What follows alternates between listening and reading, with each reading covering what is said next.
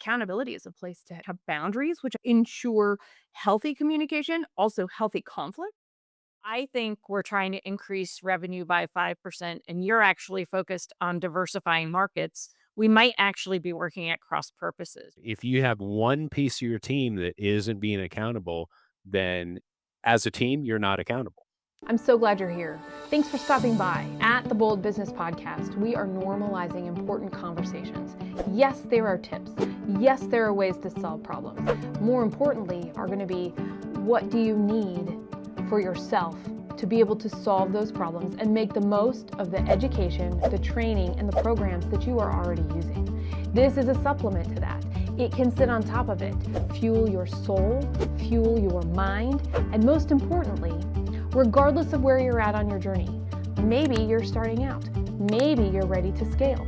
Maybe you're going through a reinvention. The conversations we are having will help you at each of those stages. So hang around, see what's going on, and I look forward to seeing you engaging with our videos. Wow! Welcome to It's Your Business, brought to you by the Bold Business Podcast. This is your source for navigating today's ever-evolving business landscape. In this program, Jess, Christy, and Dean share the realities of current business challenges and triumphs. Get ready to lead with depth, understanding, and achievement.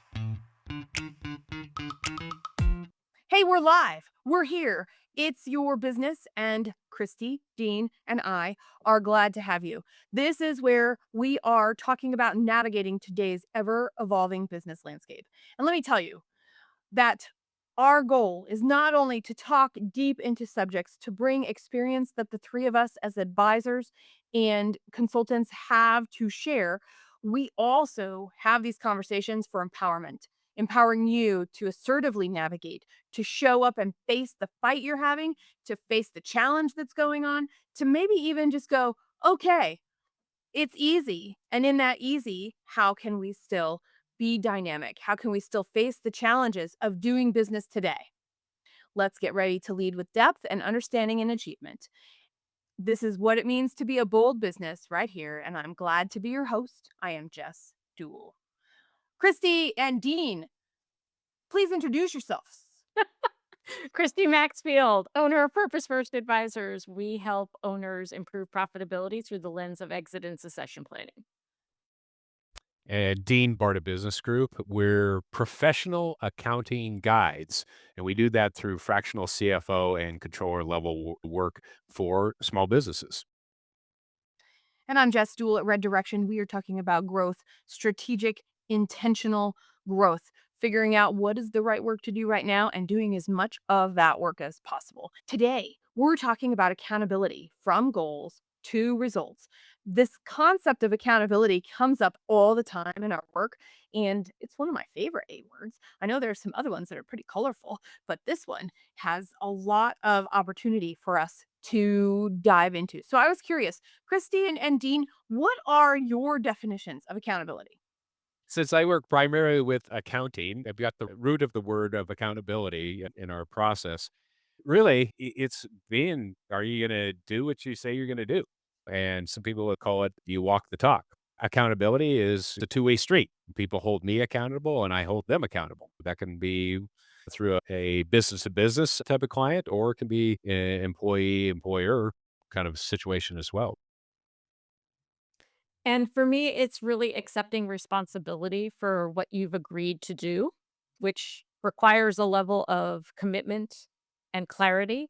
So you can walk that talk.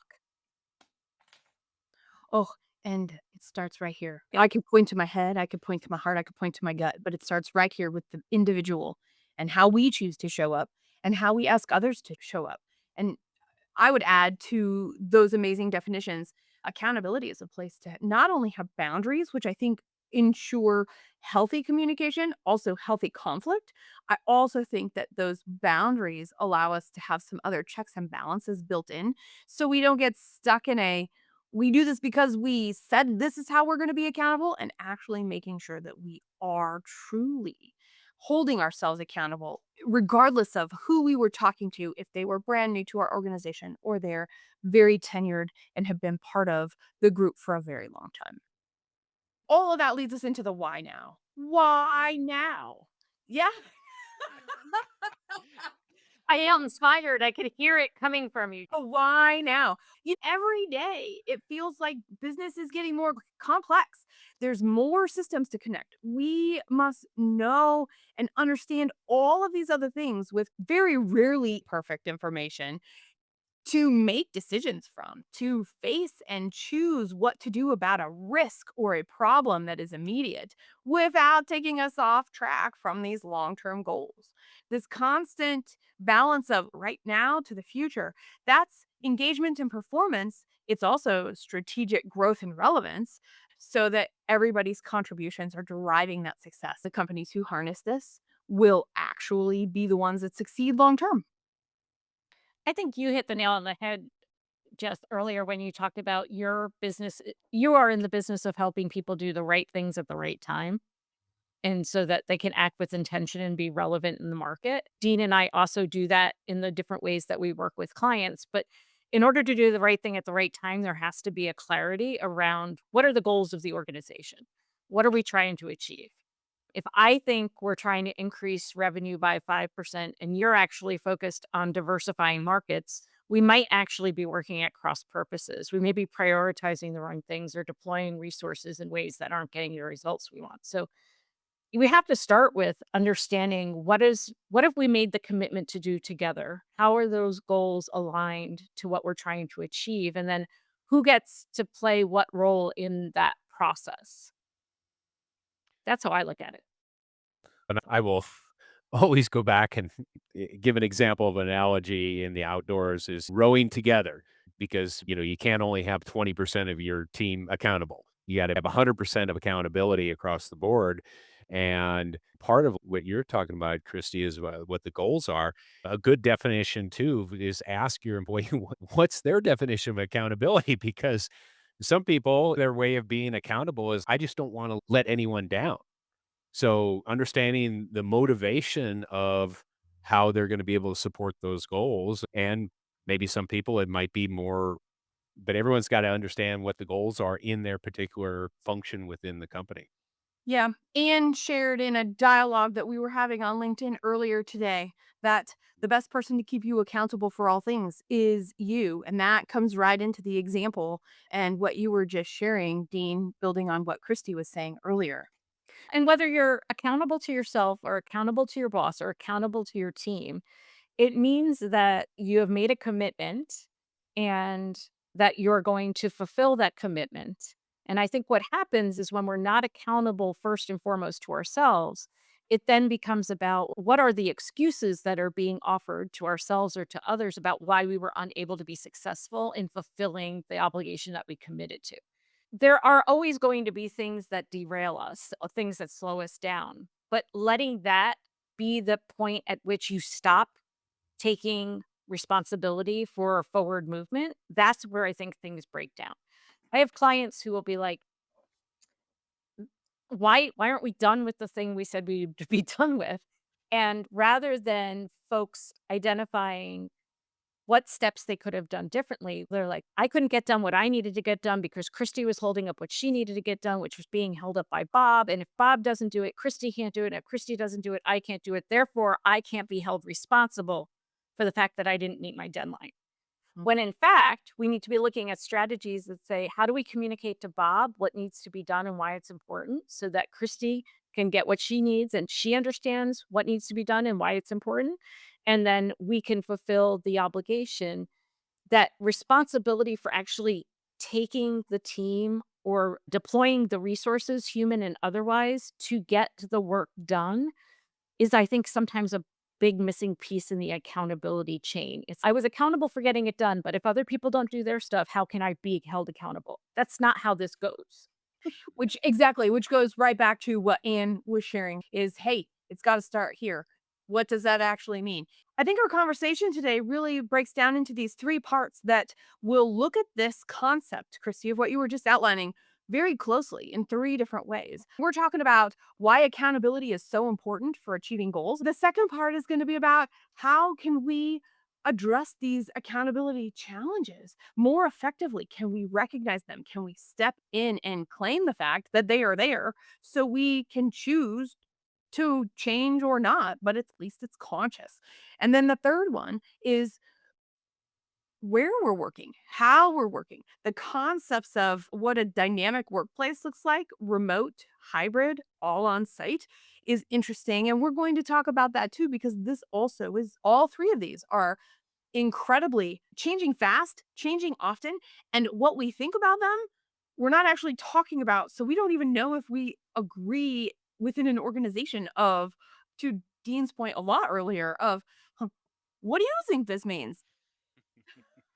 That's an important conversation. What do you think this means? Because we could be using the exact same words and mean very different things, whether it's about accountability or anything else. So defining terms is a great place to start. Yeah, that's the map, right? This is our goal. Here's how we think we're going to get to it. And it may be a point A to point B kind of thing. Part of what a goal will do is give anybody a visual picture of what needs to happen. But that goes back to what people need because people interpret instructions and goals differently, but making sure everybody's just on the same page and moving forward. And when there's a lack of accountability, things fall apart, literally and figuratively, right? So if we consistently show up and make commitments to each other, and then we consistently fail to deliver on those commitments, we erode trust. And without trust, then I can't show up. And no matter how smart you are, no matter how much I like you, no matter how much I know you care, no matter how much I think you're committed, if I can't rely on you, right? If we think about that component of trust, if I can't rely on you, then I can't show up in fidelity, which means I'm going to do work I could have otherwise delegated, which means I'm not working at my highest and best. The proverbial ball being dropped is folks who don't trust each other, don't feel like their peers have accountability, will fill in the gaps in order to not be left holding the bag. And so we're wasting resources, we're wasting talent, we're working on things that may not have high value. We're certainly not communicating, and we're not building anything that can be scaled because if we can't trust each other, then we can't actually delegate, manage, and collaborate in ways that make our work bigger than its individual parts. So it just breaks down. How do we That's interesting, this concept of ownership and that need for when one of us and here's the deal, right? I'm thinking about a sports team. Sometimes somebody's going to miss the sign, or let's say it's training. Sometimes somebody's going to miss all the clues that say this is what's going to happen. Regardless of whatever is going on, when it's missed, how does the person who missed it respond? How are they showing up in that moment? I think the second piece is how are the people around them that might be either trying to avoid taking responsibility at that point, or are taking responsibility at that point, or some other variation of that, how are they showing up and what is the body language? What is the intention? Is it a little zingy, right? Or is it let's get better together? Those are a lot of different things. So when I hear you talk about commitment and I hear you share about under having this depth, I don't think it's personalities. I really think it's just what is the can we actually naturally just organically claim what it is, whether we like it or not, negative, neutral, or positive, in response to these challenges and when the ball gets dropped at And I first. think the best word I have for it is commitment, making a very conscious, intentional commitment. Am I committed to my job because I need a job? Am I committed to the project because I like the people I'm working with? Am I committed to the company because I believe in its mission or value? What am I committed to? Am I committed to myself? Like, I need to do this and I need to do it with fidelity and credibility. And this is who I want to be in the world and how I want to be known. But what commitment have you made? And then how have you chosen to react? I'm not a big sports person, but I happen to be a fan of Mr. Mahomes. And having watched a documentary on him and a few other quarterbacks, what I was most impressed by is it is a team sport. And there are things that will go wrong in that game that he has absolutely no control over. But as the quarterback and the team captain, he takes full responsibility for the performance of that team. Now, he knows he can't do all like, he can't possibly go out and play the game by himself. And he's not saying that he personally failed to catch the ball, or in his case, throw the ball, but that he is so invested in his commitment is so deep to himself, to his team, to the individual players, that there is no question that he considers it part of his responsibility to help the team be a success. And that's just an uncommon level of commitment nowadays. And it's important engagement too. And this is tied into what you're saying, Christy, is not only commitment, but engagement. And how engaged are you with is the difference between being out in the field of play or just sitting in the sidelines. And because engagement, that's the action part of commitment, right? Because you can Right. be committed, but where is actualized is in the engagement.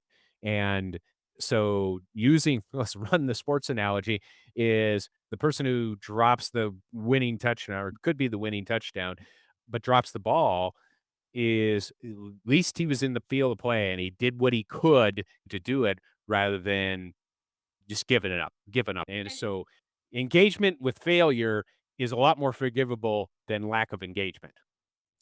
Absolutely, and like Jess said, how does he react?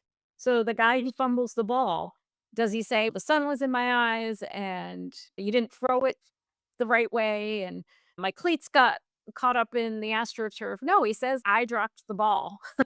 I made the mistake, and that means I have to" and fill in the blank, "train harder, be more attentive, practice that maneuver more," but I'm not deferring this outcome to something else. What I'm saying is I'm going to identify the things that I have control over, and then I'm going to take responsibility for controlling those things that I can.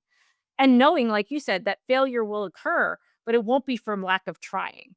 So that's, I think, when leaders look at their teams, and especially when owners make the decision of, can I delegate this task, this really important task that my company relies on? And when owners think about, how can I get my employees to think like owners? How do we help our employees understand the consequences of their decisions? How do we help them make a mistake and learn from the mistake?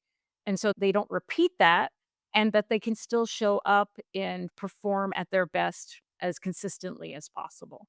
So it's a very active accountability requires a very active, deliberate, intentional conversation and frequent check-ins and feedback and follow-up, which is the piece that every owner will tell you they don't have. Share your thoughts and questions in the comments below. I thrive on your feedback and engagement. You're listening to the Bold Business Podcast, and I'm your host, Jess Dewell. This is your program for strategizing long-term success while diving deep into what the right work is for your business right now. You're listening to the Bold Business Podcast, hosted by Jess Dewell, a nationally recognized strategic growth consultant. She works with business owners and executives to integrate just two elements that guide business through the ups and downs of growth. Number one, know what work is necessary. Number two, do all the work possible. Schedule a complimentary consultation to find out more at reddirection.com. There's a phrase that sounds extreme, and maybe it is. I'll throw it out here anyway. At all costs, what am I willing to do? What is the thing I'm willing to do at all costs? And if we know that as the mission of our company, and we know that in the way that our work is being done, and we know that in our life, we know how to show up, at least it's a start because we have some common language, we have some common mission right there to start from to get to all of this. I'm going to call it elite because I'm listening to our conversation so far and I'm like, how long did it take them to do that and be willing to claim that? What kind of self work are they doing between their ears? What is the skill set that's necessary to have that thick skin to just let it go, knowing that sometime it's going to be harder for me and I hope they're there for me? Yeah, Do you have ideas about at all costs? I think of more like Apollo 13. Failure is not an option. And that can be a huge motivator as well. When I've looked at things that this just has to be done, get it done at all costs, is innovation happens, sometimes clearer thinking happens. And to me, that can be actually the most exciting part of the over encompassing goal is you put a little pressure on it that this has to be done. You've whatever burned your ships, you got to make this thing happen. And some people that makes them extremely uncomfortable and they freeze, but the people who are really high performers, the ones that, hey, at all costs or failure is not an option, and they'll move through it. And usually 100% of the time, you'll learn something new with it too. Mhm. Yeah. I have so many ideas. The first is to offer that in some cases it's for the sake of rather than at all costs. So, for the sake of my marriage, for the sake of my job, for the sake of my well being, I will do X. So, offering that up, if you look at the work done around change management, there is always identified the need for an appropriate sense of urgency and to not manufacture that, but to have intrinsic motivation within the team, and I hesitate to use that word because you can't always rely on motivation, but that there's an appropriate sense of urgency that is driving the need to make a change because change in particular is very hard. One caution I have with at all costs is I actually have a client who on a regular basis talks to the team that way. But if each of us leave with we relieve our 5 respective meetings where we've been told to get this thing done at all costs. Now it's all about I have to do it, and now I have to rely on other people to help me do it, and we're all working at 5 different at all cost scenarios, which means that we're not collaborating. We're trying to figure out how can I get the other people to help me do this at any cost while they have to be engaged with 3 or 4 other people trying to do the same thing. So I think we have to think about how well we prioritize the collaboration that is inherent in complex organizations. You have complexity.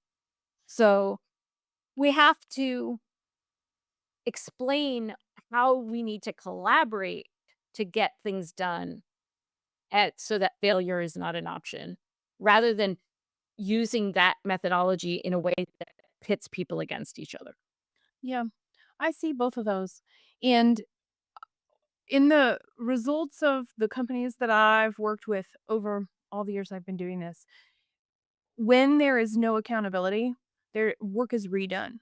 When there is no accountability, resources are wasted. When there is no accountability, that just means processes are broken. Today, instead of going into these big things where we've got all this stuff, I was like, what about that app you put on your phone called Streaks, where I'm doing this push up challenge? Did I do my push ups Monday, Wednesday, and Friday? And how many did I do? I can put that into my streak and make sure I'm consistently putting this thing into this app.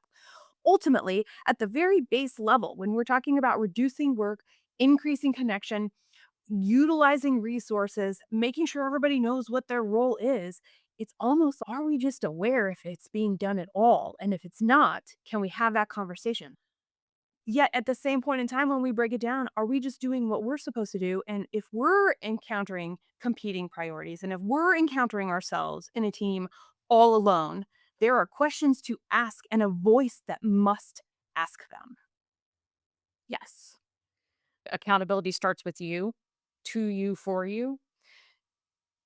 I work with a lot of owners who see me as an accountability partner. And it is not because I can wield any punishment against them for not meeting their deadlines, but having an external force, another person who knows what they've committed to, is far more compelling for them than having to tell themselves that they've dropped the ball on something. So there's an interesting phenomenon around that accountability piece that coaches and consultants and advisors play. And really, it has to come where you're, regardless of whether you're motivated or not, is your commitment to yourself deep enough so that you will show up and do these things even when no one's looking? And if it's not yet, how do you use someone looking to create a habit that becomes capable of withstanding distraction, boredom, lethargy, disinterest, lack of motivation. Because we're honestly, m- myself included, we're not really good at being accountable to ourselves. We're much better at being accountable to other people. When you have an accountability partner, it creates better results. Sometimes if you view yourself as a person that basically keeps breaking promises to yourself, but you bring in a personal trainer or someone to help you to basically create a new habit of being accountable to yourself, that can be very helpful. And one of the ways I'm accountable to myself is I meditate outdoors every single day. And today was 2,554 days. And I do that. I remember when you started that goal. I just crossed 7 years straight every single day, and I'm trying to keep a streak and the other part of the ego that helps me commit to a spiritual goal is I've told people, I said, "I haven't come up with basically a valid enough reason not to." So until I can find a valid enough reason not to, because my ego's, oh, why'd you quit? I've used it as an internal motivation. I think really within a team, going back to what we talked about was what's the internal motivation for being accountable to your team and yourself and working together and helping move things forward? Because frankly, when we're all accountable to like ourselves and other, it just feels good, right? It does feel good. And I'll tell you what, I understand why businesses want systems that keep track of things. I understand that these systems that keep track of things maybe feel heavy sometimes, or why are they there? In the sense that they're keeping track of us. That's because if something were to break down and it broke down at my desk, the whole reason the system is set up is so somebody can come to my desk and say, "Hey, Jess, what's happening?" Right now, we're moving into a place where this is becoming the norm. And I will speak for myself. I think I can speak for our trio here that says, we understand there's more than technology to make a business successful, to make a team high functioning. And having these systems helps point to, well, where is the breakdown right now and what can we do together? What do you need, Jess? How can this occur? And I find this fascinating because I'm a big fan of Basecamp or ClickUp or whatever those tools are for small teams. You get bigger and you have enterprise tools for large teams. And the purpose is only that. It's not to keep track of us, it's to make sure that the person knows where something is in a process and can go straight to the source instead of asking around. Let's reduce the time it takes to get to the problem and go find a place we can help solve the problem and help understand what's behind it. Because to the point about ego, sometimes it's just a lot and overwhelming. Sometimes it was a forget, and sometimes there was a really good reason, and there was a reason, but nobody thought to ask me, and I forgot to tell everybody. And I think that's fair to build on this conversation. And in fact, look at this. Pam was having a conversation on LinkedIn earlier today, too, about this conversation as we were getting ready for our live stream today. And she says accountability is the engine behind every scalable system. And if you're not clear on who owns what and by when, even the best strategy stalls out. Amen to that. I Yep. mean, clarity of role, purpose, and process is where it starts. And then from there, use whatever technology you want. Your good old fashioned pen and paper is still a technology. I love a good list so long as it has deadlines on it, right? So I don't leave a room without knowing when do you need that by? And then who do I have access to help me make it happen? And then if I'm the person delegating, what do you need from me to be successful? Right? Like these are prerequisites for you being able to be accountable because now you know I have to do this by this time with these resources and then I can ask for help if I need it. You want to know something? Somebody has to actually decide what the thing is with all of those elements that you just said. And guess who that is in my company? By the way, if that's you, don't be worried about the fact that you might not know all those things that go into making it to actually have. I think that's why we're talking today. Oh yeah, there's a pre-step. Oh, I decided I was going to go over and do this thing and everybody wants something I don't have yet. Okay, pause. Let's back up.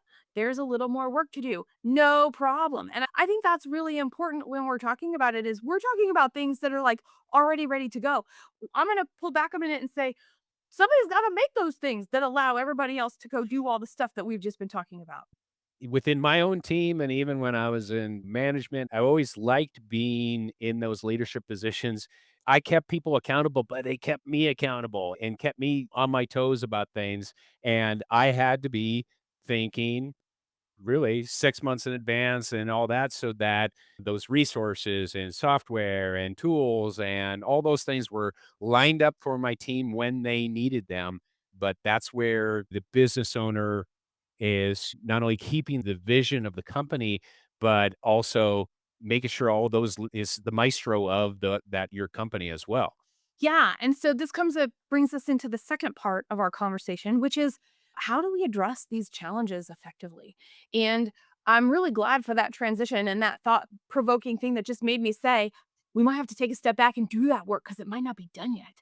And I think that's incredibly important. And we do lean into tools to do that. We do lean into delegation to do that. And at some point, we can delegate, but if we don't know the reason why the work is being done the way that it is, we actually are going to have inefficiencies in our system. We're going to have these natural breakdowns that are nobody's fault, yet instead of taking a step back and looking at the larger picture. How are we relevant? What is our business model? Is our business model safe from disruption today? If so, or if not, how long do we actually have? What are the things we need to think about? What are all of these bigger elements? And then when we have our team together, right? I'm going to go back to there are tools out there that measure all of this stuff. And the thing is, I'm going to tell you, in this world today, that's great as a baseline. It is not the solution. It is something that happened in the past. We can berate the past, or we can actually use the past as a guide to decide what is our decision actually in front of us today. And that's where I think accountability shifts from whatever we're tracking into something that is productive and dynamic is from that very thing. Can we take a step back? Can we look at the bigger picture? And can we ask and know that the people we are asking will be honest with us, their understanding of how things work, what the priorities are? If they're confused, will they tell us they're confused? And all of those things come back to something that Christy said at the very beginning, which was that's how we build trust. And so I'm a big proponent of tools as long as they're working with the strengths and the experiences of each of the persons that choose to come to work every day with you and Christy and Dean. Because here's the deal. It doesn't matter what our background is. It matters that it's diverse. It doesn't matter what our background is. It matters that we saw something or whoever put the person in that position and said, yes, this is who we want on our team now. Come on in. We're going to onboard you and make you part of this. Whatever our criteria was for that happened. And so now this is where the rubber meets the road. And I'm a big believer in fairness. And I also believe fairness doesn't look the same for every single person because otherwise, all we're doing is getting a standard. Otherwise, all we're doing is having this opportunity to be lumped in and have a rating. And what does that rating actually mean? Because if my work is unique to me and my experiences, even though I'm getting a function of a job completed and being part of some bigger end game here, every single person in this company is going to be the same as me. And so we can't actually have that standard anymore where we're all the same. It actually can create fight or flight in us. It can create anxiety in us. And these are the things that just as people, we already have enough stress in this life, in this world. If we're coming to work and we're having more, now what? Right? Now what? So when I think about fairness, how do we dig into fairness? Christy was talking about accountability with commitment. I think about fairness and I think a little bit about genuineness and going even one step further. Am I being dignified? Am I allowing others to have space to have their own dignity as well? And that word dignity came from an article that I'll make sure that we link to. It was about encouraging employee engagement from HBR. So we'll from Harvard Business Review. So we'll get that linked into the show notes. We're creative. We like the shortest way possible. We want to optimize. And some of us are really good at optimizing, and others of us are always optimizing differently. In that optimization, we're making assumptions. And in those assumptions, biases can occur. So when we're talking about accountability, we can't forget about our blind spots. We can't forget about the things that we're optimizing that might accidentally get in the way of our bigger goals, which not only erode our culture, but they get in the way of our priorities too. And optimizing requires change. Change requires a transition. It and so we have to be respectful of the fact that people are going to mourn the lack of continuity. They're gonna mourn not being able to do it the way they wanted to do it or have been doing it before they can make the transition into doing it differently. So I think the thing where my eyes really lit up is where you say, do have we built a culture where the team can give informed feedback about what it actually takes to do what you're asking? Because as leaders, will come in and say, I need this information, I need these data points, I need that. And we don't necessarily appreciate that it takes 3 systems and 2 manual procedures to get that done. And we're not even actually sure why we need the thing, but we've decided we need it. That's where I've seen the most friction, where people are resisting change because not because they don't believe that the thing they're being asked to help accomplish is important, but because their perception is you don't fully appreciate what this requires and how hard it will be to get you what you need. And so we have to have honest dialogue about that. And then those creatives who have come to the table and said, I need this new data point. We need to look at it this way. I need to be able to assess that. Are my people better off being deployed in different ways that use their talents? I have a client who often uses the word should. Mm. We should have a meeting about that. We should make a decision about that. In every meeting I'm in, my job is to say, do you actually want that done? If so, by when? Right? That decision of, are you actually saying, we need to do this by the 31st? Or are you trying to be nice and expecting somebody to say, I'll get that done by the 31st for you? Because that doesn't work. That other thing that, like, oh, someone else will step up and close the gap between the thing I've identified needs to be done and actually getting it done. So that don't underestimate the importance of being the one to make the decision that something needs to happen, even if you end up changing your mind later. You can always reserve the right to say, upon further reflection, I don't actually need it by the 31st. Or, in fact, I need it by the 21st. That's very kind of you. Upon further reflection, I usually stumble right through that. I got some new information. Or, hey, I thought about it and I actually don't think I like what I said. No, like, you have permission to change your mind. You just need to be clear about it and communicate it to people when you do. My biggest one, my favorite one is I'm so glad you told me that in response to what I just asked of you. And then I had a chance to go reflect and come back and say, I got to listen. I listened to you. I hear you. What do you think about this? So I took a decision that needed to be made and I got into a compromise that helped elevate everybody and have some ownership and everything then can move forward. Earlier in our conversation on LinkedIn, Melissa shared she is a fine artist and is a painter. And she said, I hold myself accountable to my easel. Hands down, this is my work. My work happens when I'm doing. Steady attention is also communication, which is also part of my job. So her team focuses on their output first of creating their paintings, and then they are communicating and having meetings with that communication to set their priorities and go. And by the way, I thought this was beautiful and reflective of a super simple thing because what? I know my business lovers. I know what my product is. I know where my money comes from, and I'm making informed, intentional decisions because of that. That's what accountability really is in a nutshell.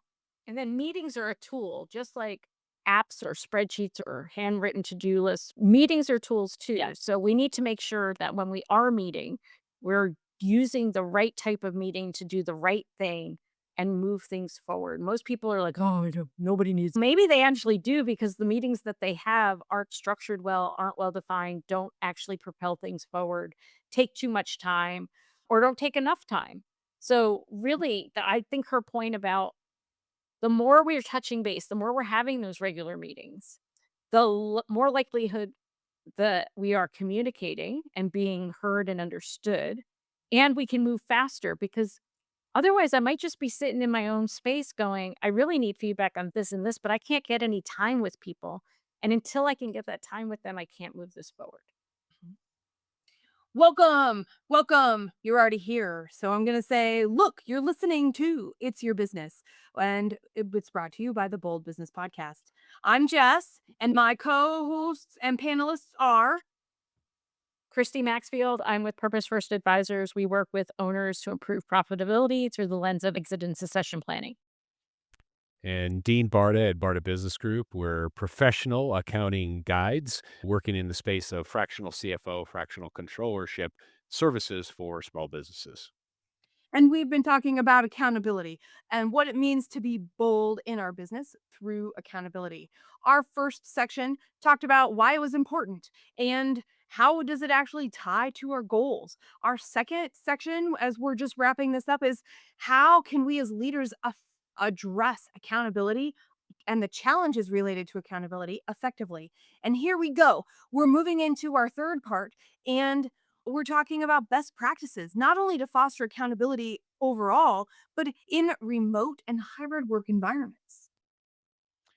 Yeah, my whole team, we're entirely virtual. What I communicate to my team is even though we're on our own virtual islands, we still work as a team.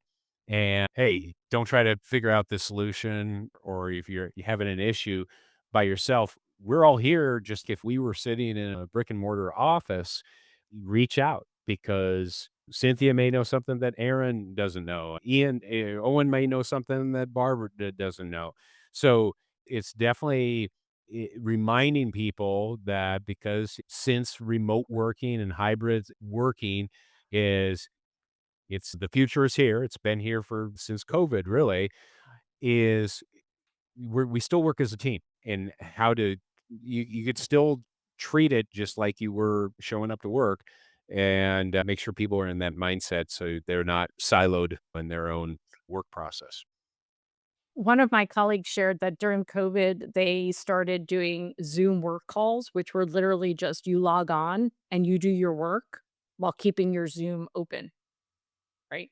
And it sounds, y'all just gonna watch me work, but it created this proximity that was missing so that folks felt a little bit more accountable to each other, but also they felt the camaraderie of I could look up, I could see if Christy is at her desk or see, just like I would in my workplace if we were all co located. I could look up and see who's at their desk, who's taking a lunch break, who's doing what. And I could also just get on and chat and say, do you actually have 5 minutes? And we could go into a breakout room, we could have a conversation, we could come back and rejoin the team. And there were a lot of skeptics, but she reported, I did it and I liked it. And I did it and I felt less alone. I did it and I felt more connected to my team members. And it still sounds a little hokey. I'm just going to log on to a Zoom and be quiet and do my work while y'all have the opportunity to watch me do it. But the outcomes were really high and the benefit was substantial enough that they've kept doing it post COVID. That's interesting. I got really good at feedback running dispersed teams. Early in my career, we had an office of, I think, 7 or 9, something like that. And then as we were acquired and I was part of the acquiring team that was bringing on other companies, none of the other companies' teams came to us. We didn't go to the head office. So I became responsible for how do we do this? And I think one of the things that I got really good at was feedback. Half the time, I stuck my foot in my mouth, not on purpose, but because I was missing information that I thought I had. So what was that? What did I have to do then? It was either our things were already done or other decisions had been made, and somehow I wasn't privy to them. And in the end, it was all my responsibility. So I had to change the way that I interacted with everybody both in my office outside my door as well as dispersed across the United States. And I will tell you, this concept of how opening with questions, doing check ins, understanding what's going on. And I believe in small talk, but not when work is getting done. I think that there's an element of our time is precious, it is a scarce resource. We already have so much. So if I'm showing up with something, I got to lead with the thing I'm showing up for. But when I think about feedback, we're talking about behavior. If I'm not seeing the result of behavior, regardless of what the behavior is, we may or may not see it. But if I'm not seeing the result I'm looking for, it seems like there's a behavior, something to occur, conversation to be had. So, how can you ask the question? How can you engage? Because early, constant, direct communication sets that stage for everything that the two of you already have just shared of, cool, I'm going to be direct. We're going to be straightforward. We're going to get to the crux of this. And by the way, I don't mind having egg on my face. Oh, I didn't know that was going on. Could you please fill me in? That sounds really important. What was the reason that you felt that this was the most important thing? Because then, now what we're doing, regardless of the distance between us, regardless of our ability to see each other, sometimes it's on phone, sometimes it's by text, sometimes it's in some messenger program, we have the ability to actually really connect and be seen and heard, even when it's all typing now, as one example. And so feedback, I'm a big proponent of feedback when it comes to dispersed and remote work and just being direct and knowing that, hey, we all are making these decisions and we can all be better at having conversations about them. So I'll be the first to say, I might have egg on my face about this. And I'm okay with that because heck, you don't know until, but the more you know somebody and the more you practice, it's easier to get to that direct, honest, open, clear communication that really supports the best working environment. And people think that they work better remotely, and that might be why. And I think it's important, and you took the lead in that situation, Jess, is that, hey, it's not, okay, you're managing the situation and you're above the fray of the team. No, you're right there in it and you're accepting the critical feedback as much as anyone else. And to me, that there's a lot of value in that. No one's above anything. It fosters trust, what we've talked about before. And that's a good cultural move. And for some people, they got to swallow a little bit of pride and ego in order to get that. People will grow from that when they allow themselves to be in those situations. And I think that being able to build connection remotely is incredibly important. So I'm like you, Jess. I like to get right to the point, get the work done, respect your time. But I really come to appreciate the importance of the check in, the importance of taking time to check in with each other as human beings and what's going on and how are you showing up to this work today. And then shifting gears into actually getting the work done together. But skipping that part really does damage the ability to connect and be present. I just do them at different times. So I was totally Exactly. thinking about accountability. And thank you, though, for calling that out and bringing that up because you're right. It's a free for all, even though we planned it. Without planning, who knows what we were talking about? But it would be fun. Damn it! It would. I was Yeah. going to say, Fun, may not be productive, but it'll be damn fun. it would be super fun. But finding ways to be present. My husband's boss works. His company is in Canada, and so his boss is in Canada. And thankfully, we're on the same time zone. Otherwise, everybody would be a little loopy. But his boss actually wants Chris, my husband, to call him a couple times a week, not with an agenda, just to kind of check in. How's it going? What do you need? Here's where I am.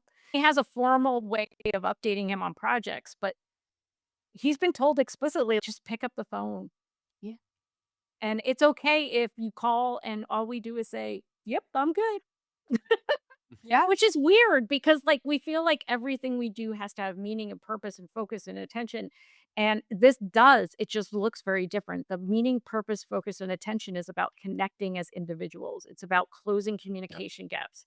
It's about trying to replicate that innovation centers were designed originally because of a belief in the power of proximity, that if scientists were near business people and business people were near creatives, that proximity itself would create these serendipitous moments. And then we all went virtual during COVID and we discovered there are benefits from it not being co-located, but proximity still plays a big role in how we transmit information, how we learn about each other, how we read the room. It's hard to read the room if you're not in the room.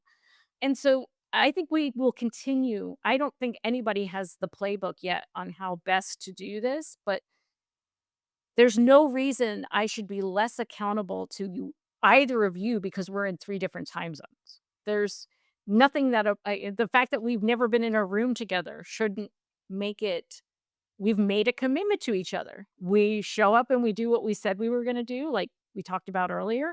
We bring problem solving to the table. We bring creativity to the table. We bring fun and forgiveness. Yeah, sometimes one of us is going to be late or show up a little more distracted than others, but we know that we can still count on each other. And that's in 3 different time zones, folks. That's right. And to the point of I'm good, sometimes that's all there is. And that's, by the way, I would consider that a really big win. I know people might go, that's a small win, but hey, having the conversation of I'm good is incredibly powerful and cool. I don't need to have a problem to work here. How amazing is that? To care about me and pay attention to me, right? Because we always pour a lot of time and energy into our low performers, trying to help them be better performers. And we often neglect our shining stars. And so sometimes our shining stars just need our attention and our presence, even though they're good. Like they got it. But especially when a disproportionate amount of our energy usually goes to folks who aren't good and don't get it. And that creates an imbalance for managers too, right? Meredith was sharing in our LinkedIn conversation today when she was in the corporate world, there were many times that she realized that managers and supervisors, they weren't holding anybody accountable because they were overwhelmed themselves. And this concept of what we're talking about right here actually really applies in terms of are you good? Just being able to have that human to human check in. I think that's great. Well, Because we're all asking you to talk to each other more. no, and as a company, you should be looking at who are the managers and supers that because they're probably holding back progress and because they're overwhelmed. Why are they overwhelmed? And as owners of companies or executives need to look at every link of that chain of the whole team. It's not just who might be the worker bees. Sometimes we need either more managers or the managers are doing things that they shouldn't be doing. Everyone's not rowing at the same stroke. And people who are overwhelmed, that's part of it is that they're off and they need the support too. I want to hear what your biggest takeaways are. The commitment piece is my biggest takeaway. What are you committed to? Who are you committed to? And how does that commitment translate into accountability? It goes both ways. It's circular, but it's all in the same ecosystem. If you have one piece of your team that isn't being accountable, then as a team, you're not accountable. So you got to look at every link of the chain and make sure when everyone's in full accountability and that's where the beautiful results happen. What I realized as I was sharing throughout this whole thing was I was using a lot of examples here from me. So I'm going to say, I think my biggest takeaway was something that maybe we never said out loud, which is walk the talk. And if we can walk the talk, mess ups, missteps, then we're creating a space where other people may also do the same thing so that we can get to the communication and understand what is the right thing to do right now. Awesome takeaways. I know, right? We are good. We are done. Hey, this is It's Your Business. And how cool is it that we have completed another live stream today? I can't wait to see you next time. Every single time I have a conversation, I take away something that I want to share with 25 people. I know when you're listening to this podcast, you're also listening for that and will have something that you want to share. In the comments, I would like for you to engage with us. What is that thing that you want to tell 25 people from this program? Here's why it's important. It's important because, yeah, there are going to be how-tos. Yes, there are going to be steps. Yes, you're going to be like, oh, I wish I wrote that down. I wish I wasn't doing this and I could actually take action on that right now. But guess what? You're not. So engage right now because that one thing you want to share with others will be the thing that you can figure out how to incorporate in your business, in your workflow, in your style tomorrow. Wow! Jess hosts the Bold Business Podcast to provide insights for building a resilient, profitable business by deeply understanding your growth strategy, ensuring market relevance and your company's future. It is bold to deeply understand your growth strategy with your host, Jess Dewell. Get more information about how to drive solutions and reset your growth mindset at reddirection.com. Thank you for joining us, and special thanks to our post-production team at The Scott Treatment.